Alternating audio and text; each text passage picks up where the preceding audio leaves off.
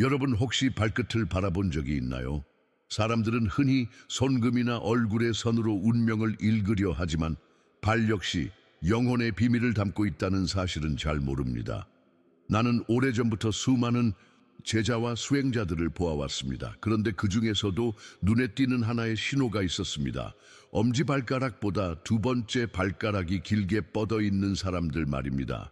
처음 보면 단순한 신체적 차이일 뿐이라 생각할 수 있지만 그 안에는 더 깊은 이야기가 숨어 있습니다. 이것은 우연한 형태가 아니라 마치 영혼이 남겨둔 서명과도 같습니다. 한 세기에 단 한 번 나타난다고도 전해지는 이 표식은 단순히 특별하다는 말로는 설명되지 않습니다. 그것은 누군가가 태어나기 전에 이미 맺은 약속, 영혼 깊숙이 새겨진 맹세를 보여줍니다. 그렇기에 이런 발을 가진 사람은 평생 어딘가 다르다고 느끼며 살아갑니다. 남을 돕고 싶지만 잘 드러나지 않는 방식으로 움직이고 설명할 수 없는 고통이나 외로움을 경험하기도 합니다. 내가 전하고 싶은 것은 이것입니다. 당신이 혹시 그 신호를 지니고 있다면 당신은 결코 우연히 태어난 존재가 아니라는 사실입니다. 몸은 단순한 껍데기가 아니라 영혼의 편지입니다. 그리고 두 번째 발가락은 그 편지의 한 구절입니다. 나는 돌아왔다. 아직 끝내지 못한 일을 완성하기 위해 숨을 깊게 들이쉬고 스스로에게 물어보십시오. 왜 나는 다르게 태어났을까? 왜 나는 이 길을 걷고 있을까? 그 답은 이미 당신의 발끝에 새겨져 있습니다. 몸은 단순히 뼈와 살로 이루어진 기계가 아닙니다. 나는 수십 년 동안 수련을 지도하면서 몸이 사실은 영혼의 기록지임을 깨달았습니다. 상처, 자세, 눈빛, 목소리, 그리고 손과 발의 형태까지 모두 영혼이 걸어온 길을 드러냅니다. 그래서 오래된 경전에서도 이렇게 말합니다. 몸은 영혼이 남긴 서간이다. 두 번째 발가락이 길다는 것은 단순한 해부학적 특성이 아니라 영혼이 세상에 오기 전부터 남겨둔 표식입니다. 이것은 마치 오래전 자신에게 쓴 편지가 지금의 몸을 통해 드러난 것과 같습니다. 그 편지는 이렇게 속삭입니다. 나는 아직 끝내지 못한 길을 이어가기 위해 왔다. 내가 지도한 제자들 중에도 이 표식을 가진 이들이 있었습니다. 그들은 대부분 남들과 다르다는 감각을 어린 시절부터 느꼈습니다. 이유 없는 슬픔, 설명하기, 힘든 외로움, 그리고 남들의 고통을 깊이 공감하는 감수성을 갖고 있었습니다. 이런 경험은 단순한 성격 차이가 아닙니다. 그것은 영혼이 이전의 삶에서 이미 맺은 맹세를 몸으로 드러내고 있다는 증거입니다. 마치 몸 전체가 하나의 언어처럼 작동합니다. 손의 선, 어깨의 굽음, 눈가의 주름조차 그 사람의 여정을 말해줍니다. 그리고 발의 두 번째 발가락은 그 언어 속에서 특별한 한 문장과도 같습니다.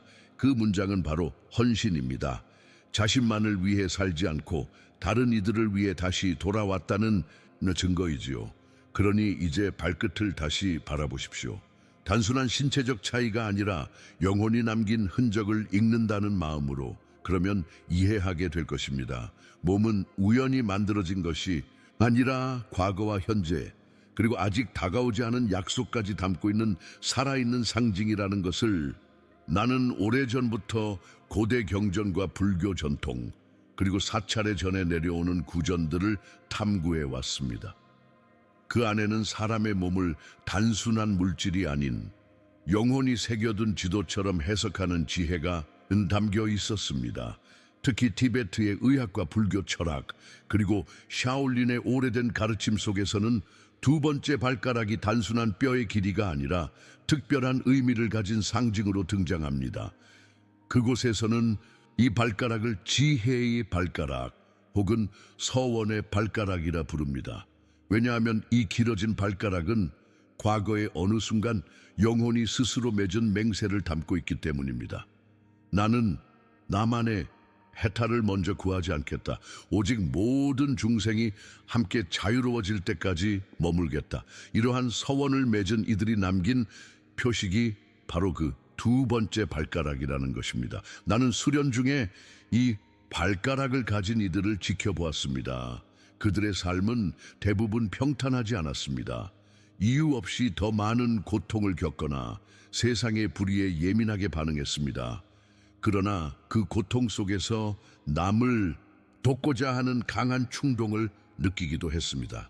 그것은 우연이 아니라 오래된 영혼의 약속이 현재의 몸에 드러난 것이었습니다. 동시에 이 표식은 지도자의 상징으로도 여겨집니다. 단순히 앞장서는 권력이 아니라 가장 무거운 짐을 대신 짊어지고 뒤따르는 이들을 지켜내는 지도자의 발걸음 말입니다. 그래서 이 발가락은 자비로운 현자의 발가락이라는 또 다른 이름을 갖고 있습니다. 이러한 지혜는 오늘날 과학으로는 쉽게 설명되지 않을지 모릅니다. 하지만 수천 년 동안 스승과 제자들이 전해온 가르침은 몸에 새겨진 상징이 결코 무의미하지 않다는 것을 보여줍니다. 눈으로는 작아 보이는 차이지만 영혼의 언어로 읽어낼 때 그 안에 담긴 의미는 너무도 큽니다. 그러므로 만약 당신에게 이 표식이 있다면 그것은 단순한 우연이 아니라 영혼의 선택입니다. 그리고 그 선택은 단 하나의 메시지를 남깁니다. 나는 지혜와 자비를 실천하기 위해 다시 이 땅에 왔다. 나는 제자들에게 자주 이렇게 묻습니다. 만약 당신이 자유로워질 수 있다면 다른 이들을 두고서라도 먼저 떠나겠습니까? 대부분은 잠시 머뭇거리다가 답하지 못합니다. 그러나 두 번째 발가락이 길게 뻗은 사람들, 그들은 이미 오래전에 답을 내린 이들입니다. 그들의 영혼은 이렇게 서원했습니다. 나는 혼자서 해탈하지 않겠다. 모든 중생이 함께 건너기 전에는 멈추지 않겠다. 이것이 바로 보살의 맹세, 그리고 그 발가락에 새겨진 신호입니다. 나는 이 맹세를 단순한 종교적 언어로만 보지 않습니다. 그것은 영혼이 가장 깊은 자리에서 선택한 삶의 태도입니다. 세상이 이해하지 못하더라도 그 선택은 몸의 흔적으로 남습니다. 그래서 당신이 발끝을 볼 때마다 마치 오래전 자신에게 한 약속을 다시 떠올리는 것과 같습니다. 보살의 서원은 화려하지 않습니다. 그 길은 때로 고통스럽고 외로운 여정입니다. 하지만 그 안에는 흔들리지 않는 사랑이 있습니다. 세상이 무너져도 남을 향한 자비는 꺼지지 않는 불꽃처럼 남아 있습니다. 나는 수많은 수련자들이 이 서원의 힘으로 자신을 일으켜 세우는 것을 보았습니다. 이 길을 걷는다는 것은 다른 사람들의 상처를 나의 상처처럼 느끼는 것을 의미합니다. 그래서 남들이 무심히 지나치는 작은 눈물조차 당신의 가슴에는 깊게 새겨집니다. 그러나 바로 그 감각 때문에 세상은 여전히 희망을 잃지 않습니다. 그러니 기억하십시오.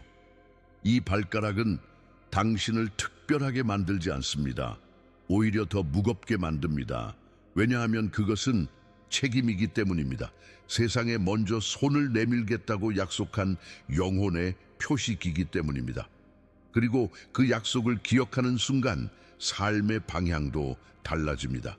고통조차도 다른 의미로 다가옵니다. 그것은 단순한 벌이 아니라 사랑을 배울 기회이자 자비를 실천할 훈련이 됩니다. 이제부터는 그 약속을 잊지 마십시오. 발끝이 당신에게 말하고 있습니다. 나는 남겨진 자들을 위해 여기 남겠다. 아이들의 눈빛 속에는 종종 말로 설명할 수 없는 깊이가 담겨 있습니다. 나는 수련을 지도하며 수많은 어린 제자들을 보았지만 두 번째 발가락이 길게 뻗은 아이들은 유독 다른 빛을 가지고 있었습니다.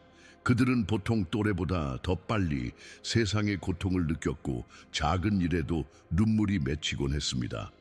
그 감수성은 단순한 성격 차이가 아니라 오래전 서원이 몸에 새겨진 결과입니다. 그래서 어린 시절부터 이유 없는 슬픔을 경험하거나 어른들이 이해하지 못하는 외로움에 잠기곤 합니다.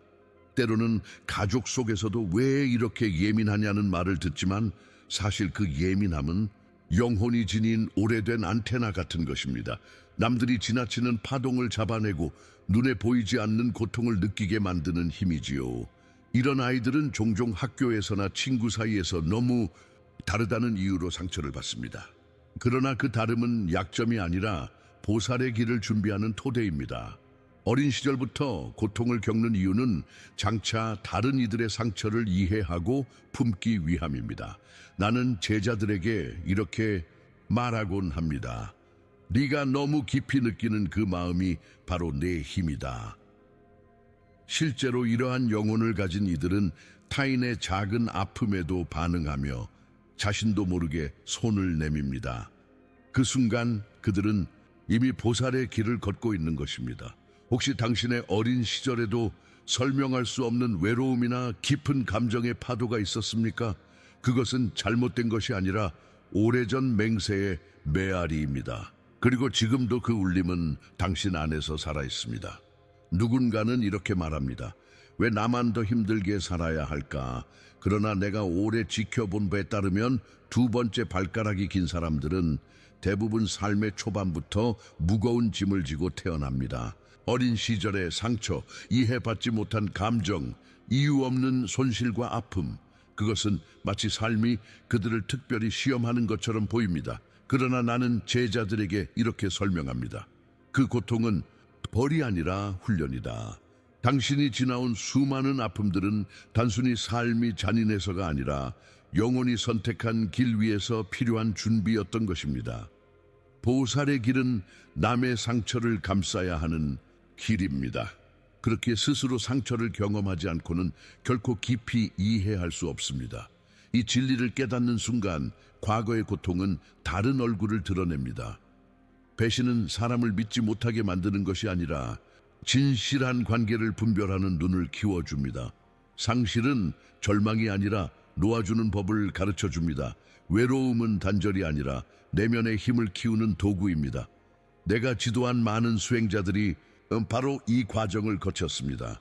누군가는 깊은 상실을 통해 자비를 배웠고 누군가는 병을 통해 몸과 영혼의 소중함을 알게 되었습니다. 그리고 마침내 그들은 자신의 고통을 넘어 다른 사람의 고통을 품을 수 있는 그릇이 되었습니다.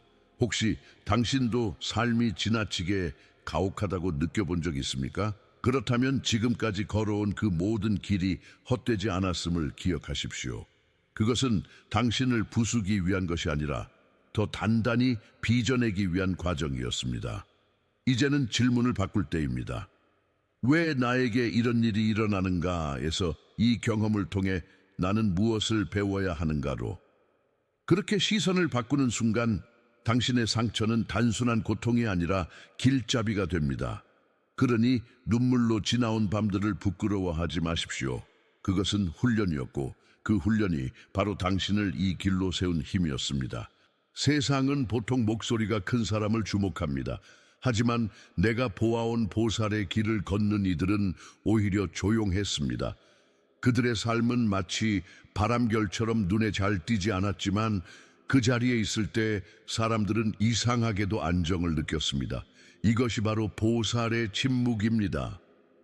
두 번째 발가락이 긴 이들은 다른 이들의 고통을 깊이 이해하기 때문에 종종 그것을 말로 드러내기보다 마음속에 담아두곤 합니다. 남을 위로하면서도 정작 자신은 아무 말도 하지 않고 눈물만 삼키는 경우가 많습니다. 누군가는 그들을 너무 예민하다 혹은 쓸데없이 감정적이다 라고 평가하지만 사실 그들의 침묵은 약함이 아니라 헌신의 또 다른 모습입니다. 나는 제자들에게 늘 이렇게 강조합니다. 세상은 내 침묵 속에서 더 많이 배운다. 실제로 많은 사람들이 그들과 함께 있을 때 설명할 수 없는 평화를 느낍니다. 그것은 큰 말이 아니라 묵묵히 함께하는 존재 자체에서 나오는 울림입니다. 그러나 이 길은 쉽지 않습니다. 보살의 침묵은 때로 오해를 불러오고 감사받지 못하며 잊히기도 합니다. 하지만 바로 그 순간에도 이들은 멈추지 않습니다. 왜냐하면 그들의 서원은 인정받기 위해서가 아니라 존재 자체로 다른 이들을 살리기 위함이기 때문입니다. 혹시 당신도 마음속에서만 울고 아무도 모르는 상처를 안고 살아온 적이 있습니까? 그렇다면 기억하십시오. 그 조용한 헌신이야말로 세상을 지탱하는 힘입니다. 소리 없는 사랑, 그것이야말로 가장 깊은 자비의 언어입니다. 두 번째 발가락이 긴 이들은 종종 자신이 왜 이렇게 많은 것을 짊어지고 있는지 의문을 품습니다. 그러나 나는 이렇게 말합니다.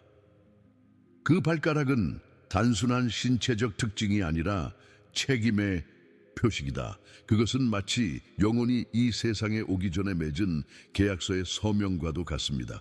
고대 불교 경전과 샤올린 전통에서는 이 표식을 가진 사람을 함부로 대하지 말라고 경고합니다. 왜냐하면 그들의 삶은 단순히 개인의 것이 아니라 수많은 영혼을 대신해 걷고 있는 길이기 때문입니다. 만약 누군가가 그들을 조롱하거나 상처 입힌다면 그것은 한 개인을 향한 행위가 아니라 그들이 짊어진 서원을 방해하는 것이 됩니다. 그리고 그 행위는 반드시 원인과 결과로 되돌아옵니다. 나는 여러 해 동안 이 사실을 직접 보아왔습니다.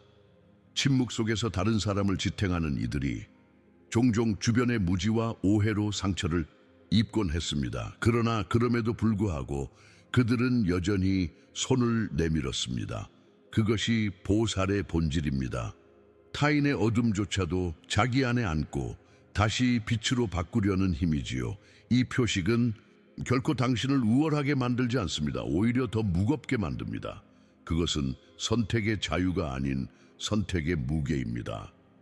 당신은 이미 오래전에 서원을 맺었고 지금의 몸은 그것을 잊지 말라고 끊임없이 상기시켜 줍니다. 그러니 자신을 억울하게 여기지 마십시오. 당신의 길은 특별한 책임을 동반하지만 동시에 그 책임은 세상을 밝히는 등불이기도 합니다. 그리고 주변에 누군가가 이 발가락을 지녔다면 그 사람을 존중하고 지켜주십시오. 그들은 보이지 않는 곳에서 이미 무거운 짐을 대신 짊어지고 있기 때문입니다. 어느 날 당신은 문득 스스로에게 묻습니다. 왜 나는 이렇게 깊이 느끼는가? 왜 모든 것이 내 마음을 흔드는가? 이런 질문이 시작될 때 사실 영혼은 이미 깨어나고 있는 것입니다. 두 번째, 발가락이 긴 이들에게는 언젠가 반드시 찾아오는 순간이 있습니다. 몸에 새겨진 표식이 단순한 형태가 아니라 메시지임을 깨닫는 순간입니다. 그때부터 삶은 더 이상 우연처럼 보이지 않습니다. 당신이 겪은 슬픔, 외로움, 그리고 설명할 수 없는 고통까지 모두 한 줄의 이야기로 이어지기 시작합니다.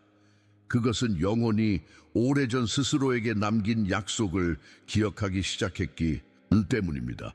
나는 제자들에게 자주 말합니다. 깨달음은 화려한 빛으로 오지 않는다. 조용히, 그러나 확실히 찾아온다. 실제로 많은 이들이 일상의 순간 속에서 이 기억을 되찾습니다. 평범한 하루, 불현듯 밀려오는 눈물, 설명할 수 없는 울림, 그것은 영혼이 지금이 그때다라고 속삭이는 신호입니다. 이때 중요한 것은 도망치지 않는 것입니다. 어떤 사람은 이 감각을 무시하고 다시 일상의 소음 속으로 숨습니다. 하지만 그렇게 하면 끝내 마음속에 채워지지 않는 공허함을 안고 살아가게 됩니다. 반대로 그 기억을 받아들이면 삶은 새로운 질서를 얻게 됩니다. 힘들었던 경험조차도 길의 일부로 이해되며 그 속에서 의미가 피어납니다. 보살의 표식을 지닌 이들의 영혼은 결코 잊지 않습니다. 비록 머리로는 기억하지 못해도 몸과 마음은 여전히 서원의 진동을 품고 있습니다. 그래서 깨어남은 곧 기억해내는 과정입니다. 나는 다시 왔다. 혼자가 아니라 모두와 함께 가기 위해. 만약 지금 당신 안에서 이 울림이 살아난다면 그것을 부정하지 마십시오. 그 소리는 당신을 무겁게 하기 위해 온 것이 아니라 삶을 더 깊고 명확하게 이끌기 위해 온 것입니다. 깨어남을 경험한 이들은 삶을 전혀 다른 눈으로 바라봅니다. 이전에는 단순히 견뎌야 했던 고통이 이제는 남을 위해 쓰이는 연료로 변합니다. 그래서 두 번째, 발가락의 표식을 가진 이들의 삶은 점점 보이는 성공이 아니라 보이지 않는 헌신으로 채워집니다. 나는 오랫동안 수행자들을 보며 배운 것이 있습니다. 진정한 보살은 무대 위에서 환호를 받지 않습니다. 대신 그들은 아무도 주목하지 않는 곳에서 다른 이들을 일으켜 셉니다. 누군가가 무너져 있을 때 곁에 앉아 조용히 손을 잡아주고 아무도 듣지 않는 순간에도 따뜻한 말을 건넵니다. 그것이 바로 삶을 오롯이 봉헌하는 태도입니다. 이 길은 화려하지 않습니다. 때때로 외롭고 누구도 알아주지 않는 순간이 더 많습니다. 그러나 바로 그 침묵 속에서 가장 깊은 사랑이 피어납니다. 세상은 큰 소리로 울부짖는 자보다 묵묵히 함께 걸어주는 사람을 통해 더 많이 치유됩니다. 혹시 당신도 그런 순간을 경험한 적 있습니까? 아무도 보지 않는데도 누군가를 돕고 싶었던 적, 작은 행동 하나가 상대의 삶을 바꿀 수 있다는 직감을 느꼈던 적 말입니다. 그 감각이 바로 보살의 본질입니다. 삶 전체를 하나의 기도로, 하나의 봉헌으로 살아가는 태도이지요. 이것은 의무가 아니라 선택입니다. 그러나 그 선택은 이미 오래전 당신의 영혼이 내린 것입니다. 그래서 지금의 몸이 계속 속삭입니다. 너의 존재 자체가 이미 선물이다. 그러니 기억하십시오. 당신이 침묵 속에서 걸어가는 그 길이야말로 가장 큰 기도이자 세상에 전하는 가장 값진 선물입니다. 이제 당신은 알게 되었습니다. 발끝에 새겨진 이 작은 차이가 단순한 신체의 변형이 아니라는 것을, 그것은 오래전 영혼이 맺은 약속, 세상과 나눈 서약, 그리고 지금도 여전히 살아있는 불꽃입니다. 두 번째, 발가락이 길다는 것은 우월함도 열등함도 아닌 책임의 상징입니다. 나는 이 표식을 가진 이들에게 마지막으로 이렇게 말하고 싶습니다. 당신의 존재 자체가 이미 축복이다. 세상은 종종 당신을 이해하지 못할 것입니다. 하지만 그것은 중요하지 않습니다. 왜냐하면 보살의 길은 이해받기 위한 길이 아니라 사랑을 실천하기 위한 길이기 때문입니다. 혹시 당신의 삶이 여전히 무겁게 느껴지더라도 그것은 잘못이 아닙니다. 그것은 오래전 맺은 서원이 지금도 당신을 부르고 있기 때문입니다. 그리고 그 부름에 응답할 때 비로소 삶의 모든 조각들이 하나의 의미로 이어집니다. 기억하십시오. 당신이 걸어온 고통의 길, 눈물의 밤들, 외로운 침묵까지 모두 헛되지 않았습니다. 그것은 세상을 밝히기 위한 준비였고 지금 당신은 이미 그 빛을 내고 있습니다. 설령 아무도 알아주지 않아도 우주는 당신의 한 걸음을 기록합니다. 그러니 오늘부터는 스스로에게 이렇게 속삭이십시오. 나는 잘못 태어난 것이 아니다. 나는 약속을 지키기 위해 왔다.